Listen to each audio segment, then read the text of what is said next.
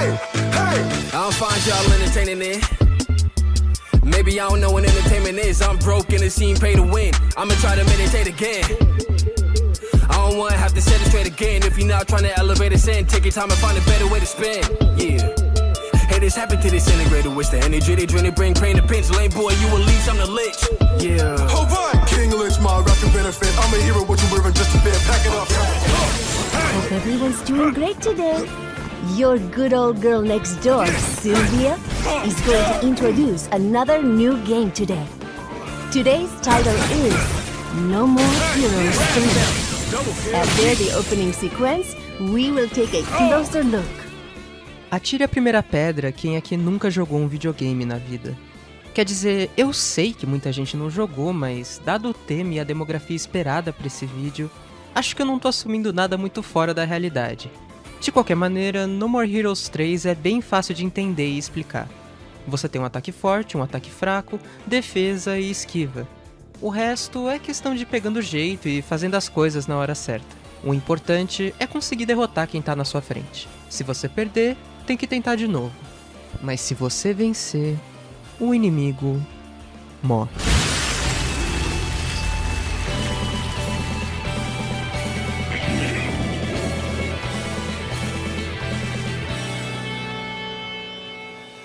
Mas a gente não tá aqui pra falar disso, não é? O que significa ser otaku? No sentido mais literal da palavra, é basicamente só a sua própria casa, ou algo parecido. Isso porque taku significaria no japonês algo como moradia, e o seria uma espécie de pronome possessivo mais formal. Inclusive, é exatamente por isso que as maids de anime costumam chamar os clientes de Okyaku-sama e os donos das mansões de Oyakata-sama. Da mesma forma, o pessoal nipônico também diz de taku pra falar da própria casa, já que ji é usado pra se referir a si mesmo. Igual em Jibun, sabe? Enfim, talvez agora eu já esteja pedindo um pouco demais, até da demografia esperada. Desculpa pela mini aula de japonês. É que eu tinha que usar os meus dias sofridos de Anki pra alguma coisa. Resumindo e simplificando, então, o ponto do termo otaku, que significa originalmente a sua própria casa, dito de um jeito mais formal, vem exatamente de tirar sarro das pessoas que ficam passando tempo demais em casa, presas no próprio mundinho delas. E, por acaso, eu acho que a ideia mais generalizada de otaku que se tem fora do Japão não foge muito disso, não é? Os otakus costumam ser os nerds socialmente esquisitos, mais retraídos, que não se comportam lá de forma muito exemplar por causa dos interesses específicos deles em animações, livros e videogames japoneses. E é aí que entra o jogo que eu apresentei logo há pouco, porque o protagonista é um baita de um otaku. Pode não parecer tanto, porque a gente já tá no terceiro jogo de uma franquia que nem do primeiro era pra passar. Então as coisas mudaram um pouquinho de direção. Mas não se enganem. Vamos voltar pra como Travis Touchdown, a personagem central de No More Heroes, era no primeiro jogo. It's game time!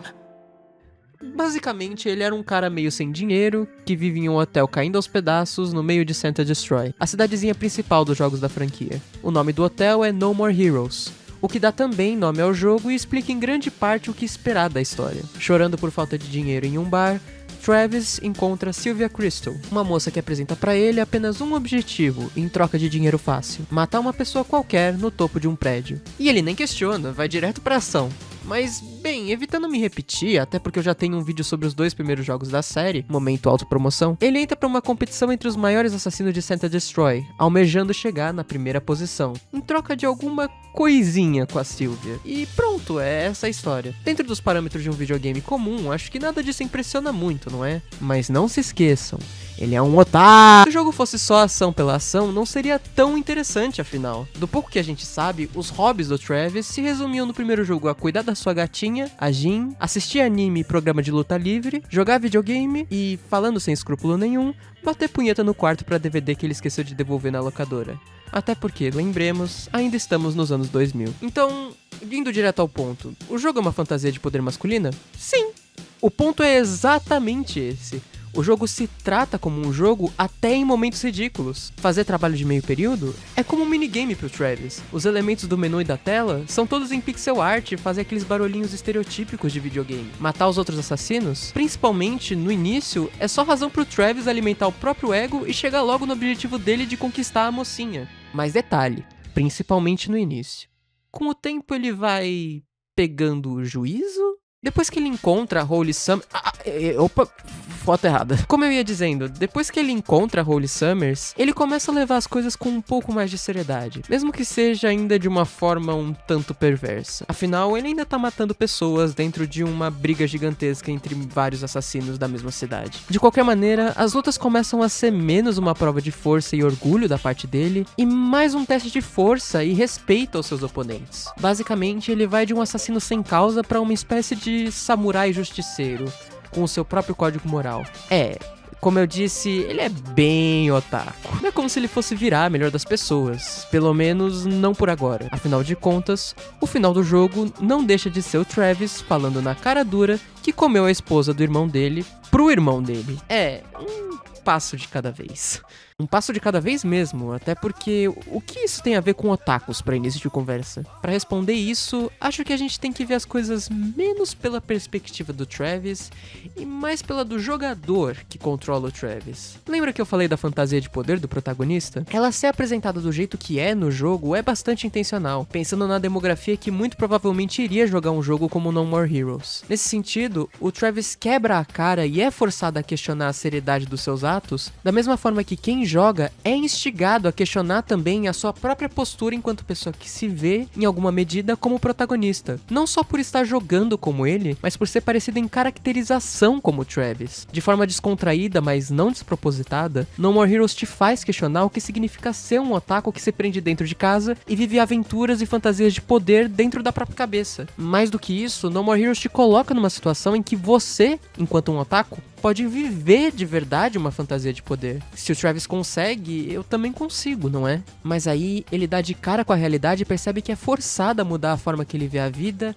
as pessoas e os seus objetivos. E é aí que entra a parte ainda mais bonita da mensagem, porque se o Travis consegue mudar, eu também consigo mudar, não é? Mais ou menos. O vídeo tá ainda demais no começo pra ver a parte feliz e inspiracional. Gente, olhem a barrinha vermelha, tem muito caminho pela frente. Até porque é mais fácil dizer do que falar, não é? Seria até irresponsável e errôneo da minha parte acabar as coisas por aqui. Eu, particularmente, por mais que goste do primeiro No More Heroes, sequer me identifico com a versão de otaku que o Travis Touchdown é. Reduzir um grupo inteiro de pessoas a um arquétipo de sujeitos violentos e reprimidos seria igualmente responsável também da minha parte. As pessoas são múltiplas. Poxa, eu curso sociologia. Se algo que eu deveria saber e apreciar é exatamente isso. A multiplicidade e a complexidade das pessoas. De qualquer maneira, tem algo que No More Heroes fala que é bastante verdade. Otakus, nerds e pessoas socialmente reprimidas têm vontades reprimidas e muitas vezes não sabem o que fazer com elas. São sempre vontades violentas? Isso eu não sei dizer, mas a causa da estigmatização e da repressão dessas pessoas com certeza é uma violência exercida sobre elas. E veja bem, eu não tô vitimizando ou culpabilizando ninguém a priori. Só tô dizendo que pessoas socialmente reclusas se fecharam também por algum motivo que as fez se fecharem. E acho que nisso todos nós podemos concordar. Sendo assim, por quais motivos essas pessoas se fecharam?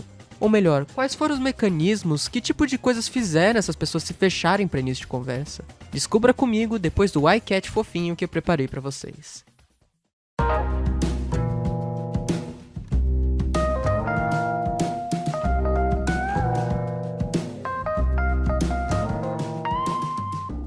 Você, que faz parte de uma comunidade de nicho, já se sentiu posto de parte? Que as pessoas fora do seu grupo não te entendiam ou que simplesmente ninguém conhece e gosta das coisas que você conhece? Bem, talvez você só esteja sendo forçado a viver em um campo ao qual não consegue pertencer. Pera, como assim campo? Bem, agora vamos ter que entrar na parte chata, sinto muito. Pierre Bourdieu era um sociólogo e um senhor francês que, dadas as devidas proporções, falou algumas coisas que se aplicam bastante, mesmo fora da França. Uma delas é essa ideia de campo. Campos são comunidades, grupos de pessoas que compartilham regras, valores e comportamentos, ou como ele chama, disposições comuns. Essas coisas todas que fazem esse grupo ter a sua forma única de se comportar são hábitos. Tipo de hábito mesmo. Só que como as palavras em latim dão mais credibilidade para quem escreve elas, a gente vai, a partir de agora, começar a utilizar hábitos, ok? Enfim, o hábitos é algo que você, a princípio, quando faz parte de um campo, incorpora pra dentro de si. Seja pela influência dos outros, que fazem as coisas de uma certa maneira e te induzem a copiar a forma que eles fazem essas coisas, ou seja até porque existem regras que te forçam a agir dessa maneira esperada dentro daquele campo. Mas nem tudo é pacífico desse jeito na vida real, né? As pessoas só não adotam meia dúzia de comportamentos e aceitam as coisas como elas são. É claro que não. O que acontece é que as regras do jogo e os comportamentos esperados no campo estão sempre se transformando, de pouquinho em pouquinho. Isso porque existem pessoas mais e menos influentes nesses grupos, capazes de mudar também o que se espera do hábitos das pessoas dentro daquele campo. Sendo assim, o hábitos está em constante transformação. Por exemplo, na turma da escola sempre tem alguém que é mais popular e fala com todo mundo, certo? Esse reconhecimento, essa fama e esse status que essa pessoa tem num certo grupo é o que a gente chama de capital social. E aquela pessoa mais inteligente na turma, que parece saber de tudo, mas que só sabe o que sabe? Essa provavelmente é das que mais tem capital cultural, o tal do repertório e conhecimento acumulado. Por fim, tem sempre o riquinho, né? Aquele que ostenta e chama atenção porque ele traz o PlayStation 8000 e o iPhone 29 pra sala de aula. Bem, esse é o que tem mais capital financeiro.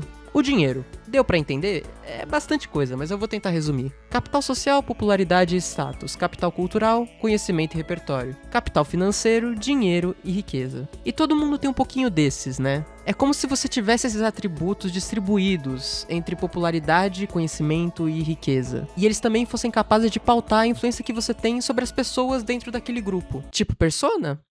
Honestamente, pro efeito do vídeo, sim, é tipo Persona.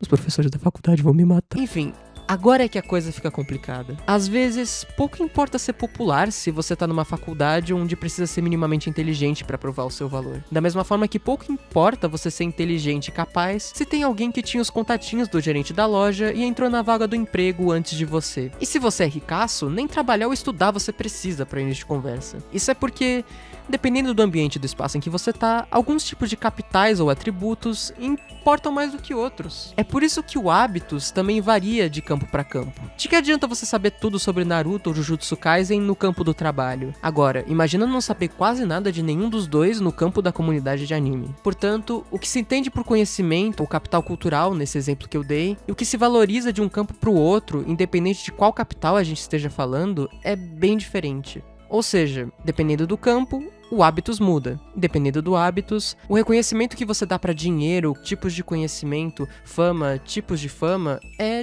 diferente. E o que isso quer dizer na prática é que tem pessoas que se adaptam melhor em alguns ambientes do que outros. Vão ter lugares e contextos em que, se você não sabe ou não entende do que estão falando, simplesmente vão te excluir. Se você não age de uma certa maneira, não vão querer saber de você. E isso vai acabar te frustrando. Você vai tentando menos e vão te excluindo, naturalmente. Isso é violência. Podem ou não ter te dado um soco na cara, assim como podem ou não ter feito bullying contigo na escola. Podem, inclusive, só simplesmente não ter falado tanto contigo porque não tinham assunto pra ter com você. Mas você foi posto de parte. Isso é uma forma de violência. Inclusive, uma forma de violência simbólica, como diria o Pierre Bourdieu. Justamente porque ela tem esse efeito passivo, de não ser uma violência física, mas um conjunto de fatores que te coloca de parte. Mesmo assim, não se engane. Quando você não se integrou no grupinho da escola e veio pra internet falar com gente que gosta de anime, você também entrou em outro grupinho, com outras regras, outros capitais e outros tipos de violência. Afinal, como você deve saber bem,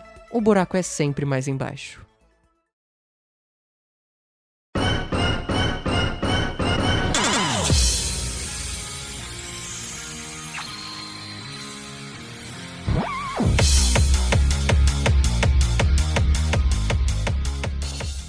Nitty Girl Overdose é um jogo lançado em 2022, de estilo point and click, com múltiplos finais. Você se resume a controlar sua namorada, Amy-chan, na sua jornada de se tornar uma streamer, com o pseudônimo de K-Angel, e chegar a 1 milhão de inscritos em 30 dias ou menos. Parece difícil, não é? Te garanto que é. Eu não digo por mal, ok? Mas eu sinto que as pessoas falam mais do jogo enquanto premissa do que enquanto execução. Isso me faz pensar em quanta gente realmente jogou Nitty Girl Overdose. Ainda mais até o ponto de ver o final verdadeiro e tudo mais. Mas calma, eu não tô cobrando isso de ninguém. Da mesma forma que eu não sou moralista com alguém bater tanta punheta no quarto quanto o Travis bate punheta no quarto, eu também tô completamente de boa se você achar que se parece muito com a Amy-chan só por causa da estética e da apresentação dela. Além disso, eu admito e reconheço, o jogo é pesado. Ele realmente trata dos temas que se propõe sem grandes reservas. Você pode e vai drogar sua namorada pra conseguir chegar a 1 milhão de inscritos em 30 dias. Você pode e vai acabar fazendo sexo com ela, porque essa é a única alternativa que funciona tão bem quanto as drogas. Ela vai se cortar e ter um ataque de pânico na sua frente, e você vai ter que impedir que a situação fique ainda pior. Não à toa, a esmagadora maioria dos finais deixam implícitas tentativas de suicídio, traição, objetificação, crimes cometidos ao vivo e uma crítica bem ácida à cultura de internet e live streaming. Inclusive, pra mim, a parte mais pesada é que, reitero, não é você controlando a protagonista, é você, enquanto namorado da Kay Angel, mandando ela fazer tudo isso. Ela é uma pessoa emocionalmente dependente de você ao extremo, tanto que se você não responder as mensagens dela rápido o suficiente, o jogo simplesmente acaba, porque ela assume que você não se importa com ela de verdade. Bem, pro povo que gosta de falar de jogos que incomodam, esse definitivamente é um deles. Pathologic? Que nada, o verdadeiro jogo que te pune por jogar é Nier Girl Overdose. Falar a verdade, eu nem sei como fiz todos os finais daquilo sem guia em 2022. Tipo, sério, já vi gente desistindo de jogar só porque começou a ficar com raiva da Amy-chan. Outros pararam de jogar porque começaram a genuinamente se sentir mal vendo o que acontecia com ela. Eu, pessoalmente, apesar de ter jogado até o fim, admito que fiquei com bastante pena dela e até chorei num momento ou outro. De qualquer maneira, com isso posto, eu acho que já dá pra perceber que a Amy-chan é bastante explosiva. Não à toa, ela e Nier Girl Overdose se tornaram um referencial para a cultura Jirai-kei. Jirai, no japonês, significa mina terrestre, e kei significa estilo, aliás. Jirai-kei é um estilo baseado no contraste entre roupas hiperfemininas, alegres e fofas, e a expressão de sentimentos que são, em sua maioria, negativos ou obsessivos. Nesse sentido, é comum que essa estética costume abordar o tema recorrente da saúde mental, ou como eles chamam no japonês, mentaru herusu, menheira, para abreviar. Era esse o nome do subfórum do Doi-chan que o pessoal costumava usar para falar dessas coisas no Japão, inclusive. Enfim, se você já viu gente se vestindo com essas roupinhas, usando fotos de personagens assim, ou até da, quem diria, Amy-chan, é bem capaz de ter alguma relação com menheira e ou Jirai-kei. Dito isso, assim como acontece com a moda Lolita, existem muitas variações de Jirai-kei. Eu tô simplificando porque esse não é o ponto principal do vídeo, ok? Por exemplo, o pessoal que gosta mais dos curativos e das seringas é diferente do pessoal que gosta mais das asinhas, anjinhos e bichinhos de pelúcia. Inclusive, eu posso estar falando bobagem nesse exato momento. Se vocês se interessaram por Jirai-kei e menheira, eu recomendo fortemente que pesquisem por vocês. Esse parêntese foi só para contextualizar de leve o jogo que, aliás, estarei voltando a falar sobre exatamente agora. Deprimida, mentalmente instável, vítima de bullying e uma nem-nem, ou nit, como costumam chamar na internet, Amy-chan é a receita pro desastre do seu próprio sonho. Qualquer inconveniência é um problemão,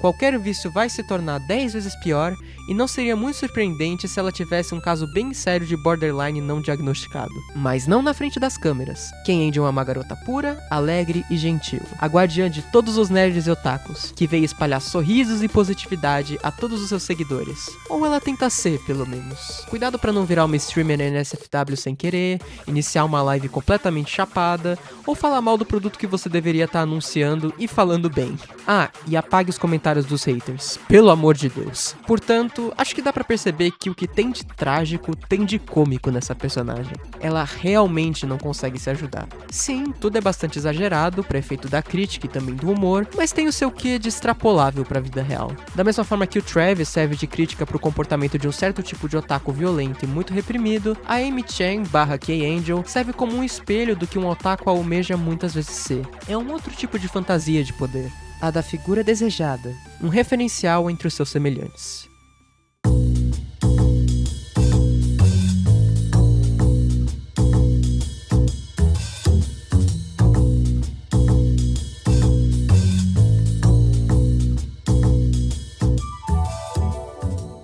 Imagine você, depois de tanto se sentir reprimido e desconectado da maior parte das pessoas, você finalmente encontra um espaço em que pessoas gostam do que você gosta. Simples assim, parece que você finalmente encontrou os seus. Você vai interagindo, conhecendo pessoas de um grupo X, uma bolha Y, e de repente vocês todos já se conhecem, todos já te conhecem. É muito íntimo, muito confortável, uma forma de aguentar o sofrimento diário, a chatice do outro mundo. Especialmente se você já tem uma dificuldade grande de antemão, sendo neurodivergente, por exemplo. Acredite se quiser, isso tem um efeito bastante poderoso em você. Agora, imagine que te surge uma oportunidade ou até uma vontade própria muito forte de se comunicar com os outros não apenas como mais uma pessoa na comunidade, mas como um líder, um dos curadores desse grupo.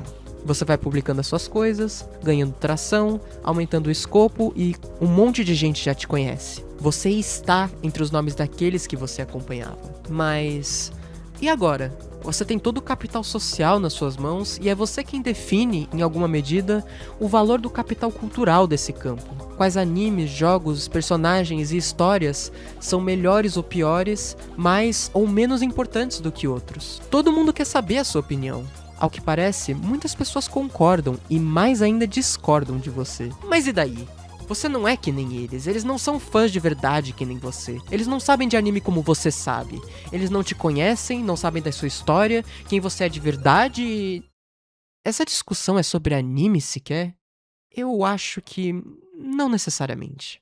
Novamente, seria injusto da minha parte dizer que esse efeito de câmara de eco ou de bolha da parte de um streamer ou de um seguidor que segue uma relação parasocial com alguém é exclusiva à comunidade otaku. O que acontece é que, como já dito anteriormente, todo campo tem hábitos, uma forma de se comportar diferente. Por razões que eu julgo auto-evidentes, acho que não é nenhum exagero dizer que muita gente da comunidade de anime é bastante frustrada. Gente, dá pra perceber, não adianta esconder. E o que muita gente frustrada faz é descontar a frustração deles nos outros. Se unir aos nossos, idolatrar as nossas K-Angels e se opor aos outros líderes e grupinhos. Claro, seria também uma grande omissão da minha parte não falar da componente de gênero. Muitos otakus homens, por serem também socialmente reprimidos, da forma que são sexualmente frustrados e descarregam muitas vezes a sua raiva na figura feminina. É nesse sentido também, mas não apenas ligado a isso, que o arquétipo do Travis Touchdown pode se encaixar a muitos dos homens otaku. É essa vontade de ter que se provar mais do que os outros, de dominar a discussão sobre um determinado assunto, pra no final se mostrar como o melhor de todos, o número 1,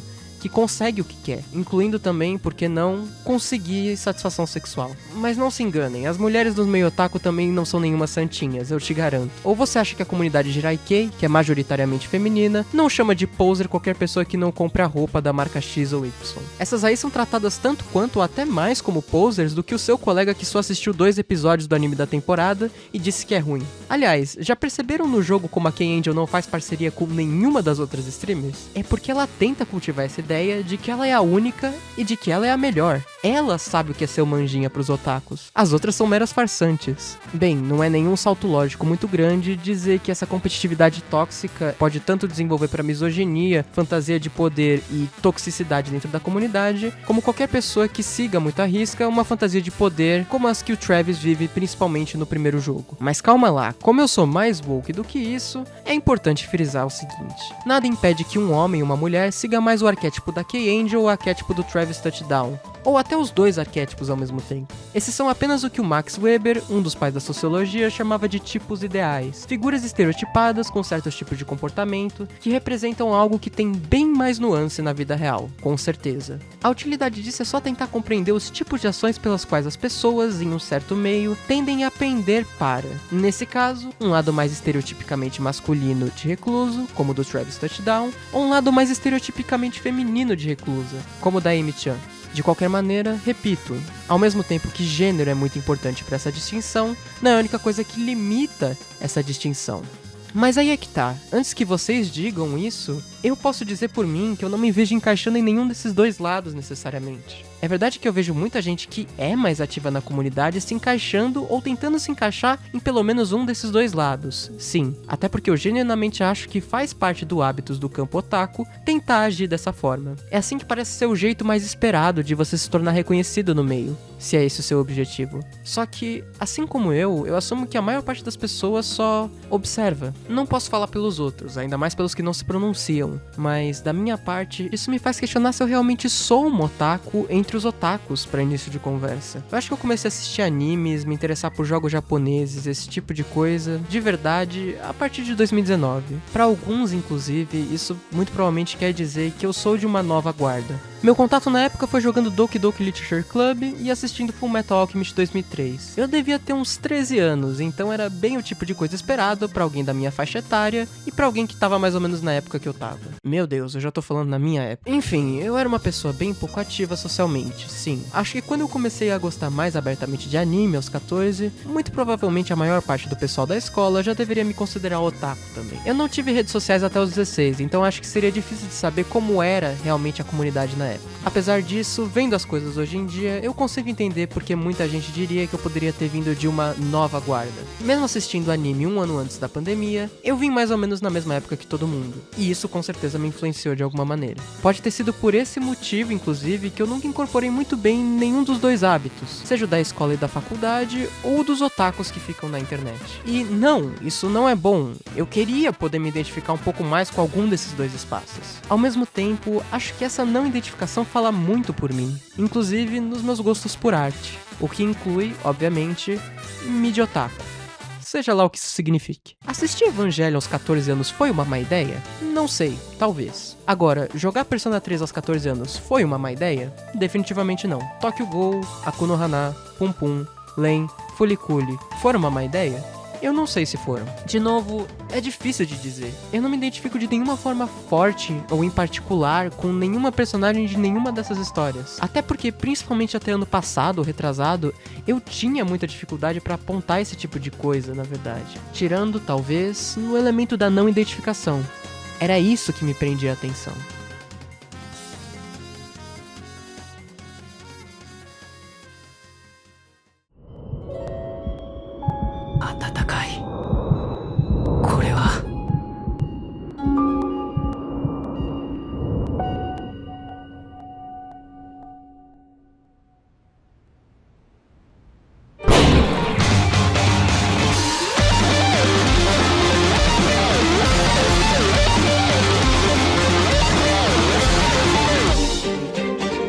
Calma, eu não sou tão Ed assim. Meus órgãos estão bem intactos, eu acho. Pra quem não sabe, esse garoto é o protagonista de Tokyo Ghoul. Ele é um estudante que sai no encontro com uma garota que parece estar gostando dele e tudo dá errado, quando ela revela que na verdade que só quer devorar ele vivo. Ela é o que se chama na história de Ghoul, seres humanoides que só conseguem sobreviver comendo carne humana. Percebendo que está em risco de vida, em uma tentativa de fuga, Kaneki acaba sendo acertado, junto de sua então acompanhante, por destroços que caem de um prédio. Os dois são levados para um hospital. O estado de Kaneki é muito grave e ele precisa fazer um transplante urgente de órgãos. Infelizmente, no momento, a única doadora compatível é a sua quase amante assassina, Rise Kamishiro. E assim, tendo os órgãos de um Ghoul implantado em seu corpo de humano, Kaneki se torna um ser dividido. Metade humano, metade Ghoul.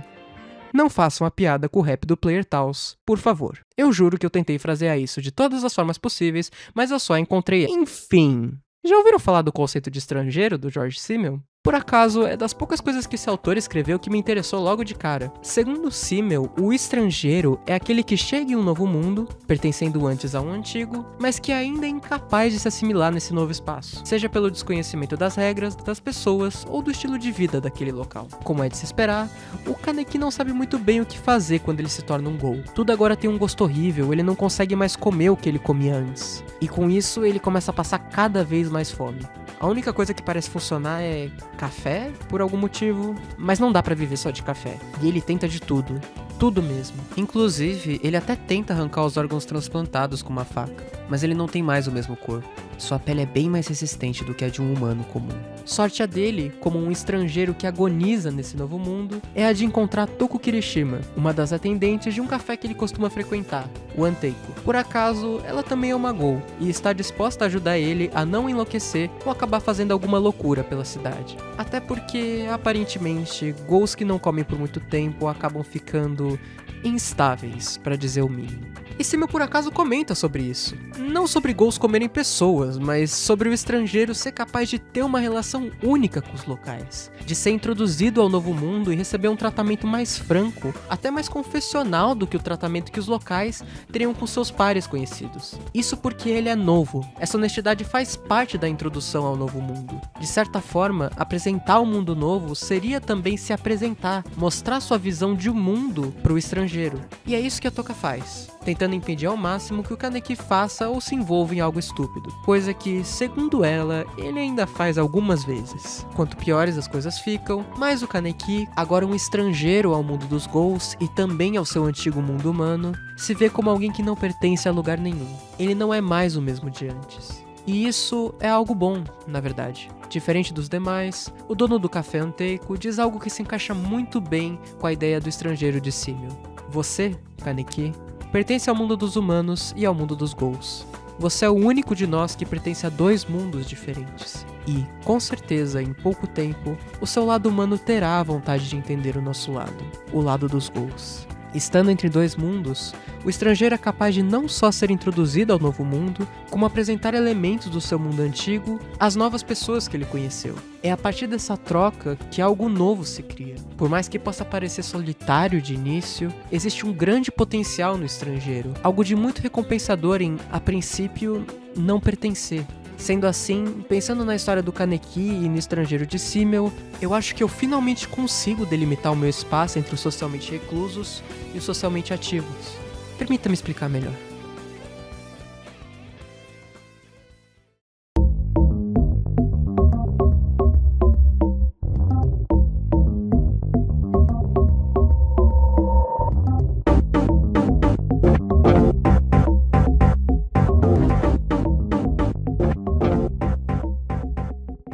Pensando um pouco mais na minha relação com arte, eu acho que fica bem mais fácil de entender o que eu quero dizer. Não é que eu busque identificação direta, o que eu busco são sentimentos parecidos. A ideia de escapismo na ficção nunca me fez muito sentido. Eu ativamente busco na arte aquilo que eu não consigo comunicar no real, mas isso não é fugir da realidade necessariamente. É conseguir olhar pra ela de uma outra maneira, não é?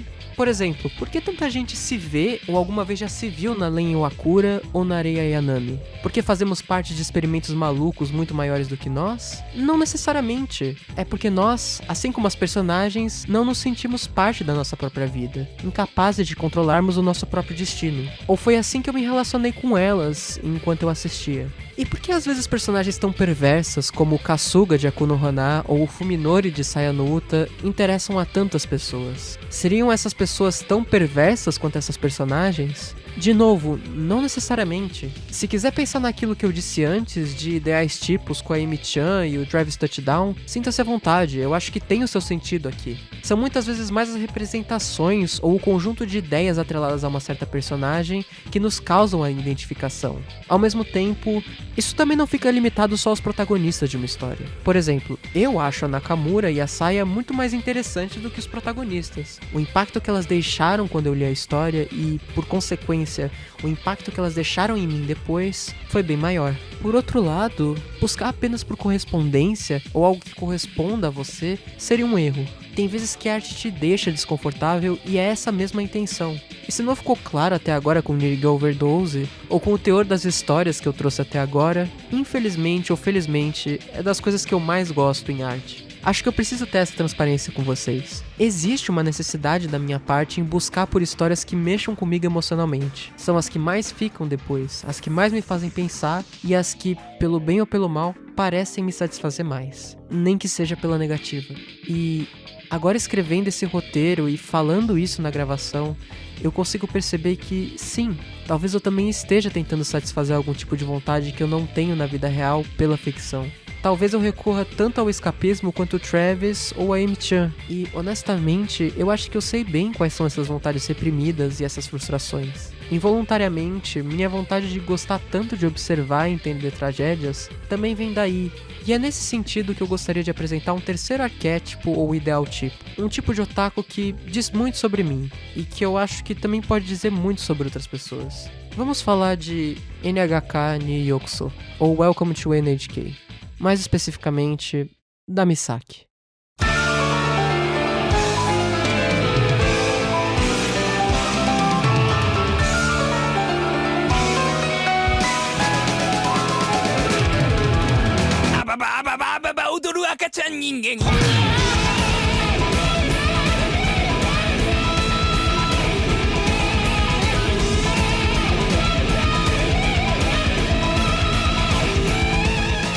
Pra quem não conhece o anime, NHK significa Nihon Hikikomori Kyokai, que traduz mais ou menos para seita Hikikomori do Japão. Nihon é Japão, Hikikomori são aquelas pessoas que se prendem em casa e se isolam dos demais, e Kyokai significa igreja. Mas eu achei que seita funcionaria melhor nesse caso. Isso porque o protagonista, que é um Hikikomori, acredita que o motivo pelo qual ele se isolou é a existência de uma espécie de conspiração ou força sobrenatural que ativamente impediu e impede ele de se encaixar na sociedade. Seria essa a tal da NHK, ou NHK. Mesmo assim, apesar de ser um hikikomori, o nosso protagonista, Tatsuhiro Sato, que apesar do sobrenome é bastante amargo, não passa todos os 24 episódios do anime dentro da sua casa, delirando e remoendo sobre seus problemas. Muito pelo contrário, a história conta a sua jornada para deixar de ser um hikikomori. Primeiro, tentando arranjar um emprego de meio período e falhando miseravelmente. Depois, tentando acabar com a música que não para de tocar em loop e que vem da casa do vizinho dele. Vizinho esse que, quando ele bate na porta, descobre ser um garoto que ele salvou,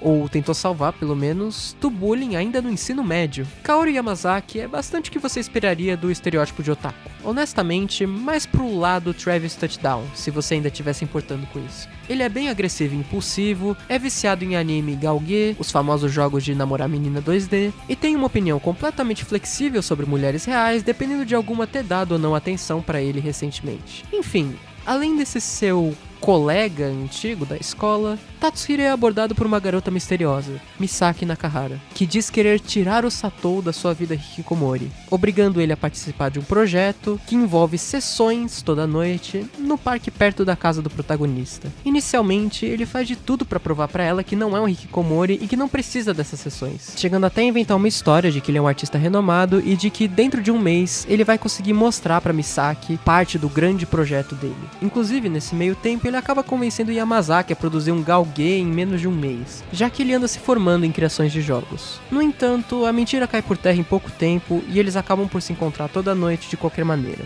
como a Misaki propôs originalmente com o seu projeto. Mas, peraí, quem é essa garota Misaki sequer? Como ela sabe da existência do Tatsuhiro? E por que ela quer tanto ajudar ele? Se quiser saber, vai ter que assistir o anime. Dito isso, eu ainda vou desenvolver um pouquinho essa ideia agora, porque é realmente bem válido esse questionamento. Como assim uma jovem adulta qualquer quer intervir na vida de um homem que já desistiu de tudo? Ela faz isso apenas por compaixão ou por pena? É difícil de dizer. Veja bem, existem com certeza boas intenções da parte da Misaki em ajudar o Satou, mas uma ação como essa surge também de alguma vontade do agente. Não é só por pura benevolência. E vou dizer mais, se não se importarem com um pequeno spoiler. A Misaki consegue ver, da varanda da casa dela, o apartamento e o parque em que os dois se encontram. Ela sabia que o Satou só saía de casa à noite pra ir naquele parque, porque ela ativamente observava ele. Ela observava a tragédia que era o Tatsuhiro. E pra quê? Pra se sentir melhor do que ele? Ao que tudo indica, muito pelo contrário. Mais de uma vez, apesar de ser bastante omissa com a sua vida pessoal, a Misaki acaba deixando passar algumas informações bastante comprometedoras da parte dela. Não necessariamente sobre a sua vida, mas sobre como ela se vê. Por exemplo, em um dos momentos mais tensos da história, a Misaki diz, com todas as palavras, que se considera tão deplorável ou até inferior ao Tatsuhiro. É, na verdade, por identificação a ele que a Misaki observa e intervém na vida do Satou. Não apenas para acabar com a tragédia dele, mas também para tentar acabar com a sua própria tragédia. A de não pertença, a de não identificação com os demais. A tragédia de, apesar de ver e interagir com as pessoas e estar entre dois mundos, nunca conseguir se conectar de forma significativa com ninguém de nenhum desses dois mundos. É esse o ideal tipo de otaku da Misaki. A de eterna estrangeira. Alguém que é capaz de, sempre, pela sua falta de conexão mais forte com as outras partes, se surpreender e se deixar levar por uma nova tragédia. Todavia, seja por razões maiores que si, falta de motivação própria ou outros tipos de incapacitações, ela não consegue superar a sua própria tragédia. As frustrações são múltiplas. Elas podem não se tornar impulsos agressivos ou projeções parasociais, mas existe uma forte e solitária dependência, sentir algo que nunca lhe foi capaz na realidade. Isso não te faz se isolar como Tatsuhiro, porque você sempre continua tentando, falando com as pessoas e dando o seu melhor, mas você nunca deixa de buscar uma nova tragédia, um novo ou velho sentimento. Talvez até de algo que você conheça muito bem, só nunca teve para si. O amor, a identificação, a correspondência. E é por isso que eu continuo tentando. Por amor, por me importar com as pessoas. De uma forma egoísta, talvez. Seria uma mentira dizer que eu não espero nada em troca. Ao mesmo tempo, sabendo que eu não posso forçar o amor nas pessoas, eu faço de tudo para deixar o meu amor no que eu crio. E é por isso que eu faço, ou pelo menos tento fazer, arte. Porque pra mim, arte é isso. Sentimental e comunicativa. Mas a vida vai muito além da arte e da ficção, não vai? Eu sei disso bem. Eu sei que uma hora ou outra eu tenho que encarar a realidade. Me arriscando de introduzir mais uma tragédia tarde demais no meu próprio vídeo, eu acho importante falar de Bakemonogatari. Eu li as light novels e joguei o jogo de PSP, então não sei dizer com precisão como é no anime, mas do que eu li, eram diálogos excêntricos entre pessoas excêntricas. A graça toda de Bakemonogatari, pra mim, tá nas personagens, e uma das coisas que mais me intrigou foi o conceito de aberração. As aberrações seriam os monstros e os yokais que possuem as personagens principais. No caso de Koyomi Araragi, o protagonista da história, teria sido uma vampira que deu seus poderes e mudou a sua vida. Pra sempre.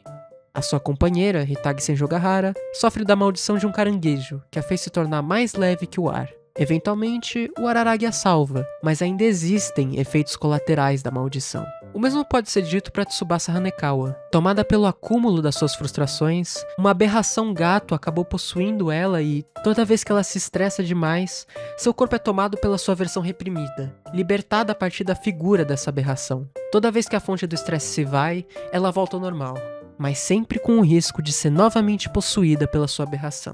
O que eu quero dizer é, por causa de suas aberrações, as coisas que as tornam diferente dos demais, as fazem se afastar dos outros e se frustrarem pelo jeito que são, a maior parte das personagens de Bakemonogatari, mesmo após serem ajudadas, continuam simplesmente vivendo com os efeitos de terem uma aberração dentro de si. Colocando em um sentido mais metafórico, mesmo depois de superarem suas dificuldades, por maior que seja a superação, ainda existem consequências. Muitas positivas, é verdade, mas alguns pontos permanecem sendo negativos. Algumas coisas ainda os impedem de serem normais. Para sempre. Mesmo assim, eles continuam tentando. A Hanekawa tenta viver uma vida normal, que faça sentido para ela. Apesar de todas as suas dificuldades e frustrações, apesar da sua não identificação com os demais da turma, apesar da sua não correspondência no amor, ela continua tentando se encontrar um lugar em que esteja com os seus. E nesse sentido, o Araragi, à sua maneira, às vezes um tanto agressiva, também tenta se encontrar ajudando outras pessoas que tenham dentro de si as aberrações. Afinal, ele sabe como é ser alguém incompreendido, alguém desamparado que é jogado ao novo mundo que não lhe pertencia antes. Ele quer evitar que mais pessoas sofram como ele sofreu. Isso até pode vir acompanhado de uma certa síndrome de protagonista da parte dele, é verdade, mas é algo bem intencionado o suficiente para que os seus esforços e atitudes surtam um efeito positivo nas pessoas, como surtiu na Senjogahara. Ela também tem as suas dificuldades. Ela é bastante abrasiva com as pessoas e tem uma certa vontade de ser entendida como especial e única, intocável. Ao mesmo tempo, isso é apenas uma postura defensiva perante um grande medo e uma enorme vulnerabilidade da sua parte. Medo de se machucar novamente, como antes. No entanto, ela vai se abrindo aos poucos, tentando mostrar o que sente, principalmente por ter alguém como Araragi ao seu lado, que ajuda ela. Portanto, se a Hanekawa, o Araragi e a Senjogahara continuam tentando, mesmo sabendo que não conseguem impedir que coisas maiores do que eles ainda os afetem negativamente, o que impede o Travis, a Amy-chan ou a Misaki de tentarem fazer diferente? Nada impede. Com o passar dos jogos, como eu já havia dito, o Travis Touchdown consegue se tornar alguém que se importa mais com os outros. Ele pode não ser um herói, ele pode ser um anti-herói, mas ele usa da sua habilidade e vontade para fazer o bem, salvar e proteger os seus. Até a própria Amy-chan, no final verdadeiro do jogo, diz que, depois de imaginar todos os cenários possíveis para chegar a 1 milhão de inscritos em 30 dias, decide se tornar independente do seu namorado, o jogador. Afinal, não é saudável ou correto que ela dependa completamente de um terceiro para chegar onde ela quer. Ainda mais se ela quer ser um referencial de alguém. É claro, ela também não precisa ser completamente independente, pode sim pedir ajuda quando necessário, mas é preciso que ela se sinta no controle da sua própria vida. Assim como a Rei Ayanami ou a Len Iwakura gostariam de se sentir no controle quando chegam à conclusão de que o que há de mais importante na vida é o outro. O que nos enche e nos carrega de sentido é o sentido que o outro nos traz. Sejamos esquisitos como a Nakamura, abominados por muitos como a Saya, ou protagonistas das nossas próprias tragédias, como Kaneki e a Misaki. Os dois, como eternos estrangeiros perante dois mundos aos quais eles não pertencem, são capazes de criar mundos completamente novos. O Kaneki, numa realidade em que ghouls e humanos, dadas as devidas proporções, coexistem. E a Misaki, tentando encontrar valor na sua própria vida, ao lado de alguém que lhe é tão especial, encontrando junto de Sato um novo significado para o que é a NHK. Portanto, Se eles conseguem, eu acho que eu também consigo. Eu acho que nós conseguimos. É isso que é complementar a ficção com a realidade, não é? Irmos além do que somos agora, das nossas frustrações e desentendimentos, das nossas violências e idolatrias, das nossas tragédias e conspirações. Talvez, desse jeito, nós finalmente sejamos capazes de ressignificar as nossas vidas, de ir além do que somos agora, e de também ressignificarmos, por que não, o que é ser um otaku. Porque nós continuamos tentando. Eu, pelo menos, continuo tentando. Espero que tenham gostado do vídeo e agradeço pela atenção.